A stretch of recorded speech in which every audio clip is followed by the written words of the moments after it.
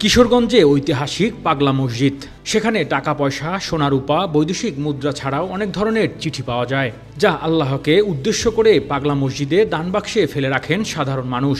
এবার সৌদিয়ানকে বিয়ে করতে চেয়ে একটি চিঠি পাওয়া গেল পাগলা মসজিদের দানবাক্সে। ৩০ নভেম্বর সকালে পাগলা মসজিদের ১১টি দানবাক্স খোলা হয়। এরপর দিনভর চলে গণনা কার্যক্রম। সেখানে পাওয়া যায় বেশ কিছু চিঠি।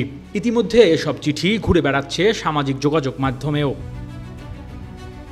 চিঠিতে লেখা রয়েছে, আমি একজন সৌদিয়ানকে ভালোবাসি। হে মহান আল্লাহ, তুমি তাকে আমার করে দাও। আমি যেন তাকে বিবাহ করতে পারি। সুম্মা আমিন। এর আগে সুন্দর ও চিকন হতে চেয়ে পাগলা মসজিদের দানবাক্সে একটি চিঠি পাওয়া যায়। সেখানে লেখা ছিল, আল্লাহ তুমি আমাকে সারা জীবনের জন্য চিকন বানিয়ে দাও দয়া করে। আমি ও পাতিবাবু সারা জীবন একসাথে থাকতে চাই। আমাদের দুজনকে একসাথে রাইখো। এমনই চিঠি ঘুরে ফিরে আসছে সামাজিক যোগাযোগ মাধ্যমে। টেক্স রিপোর্ট, মেট্রো টিভি।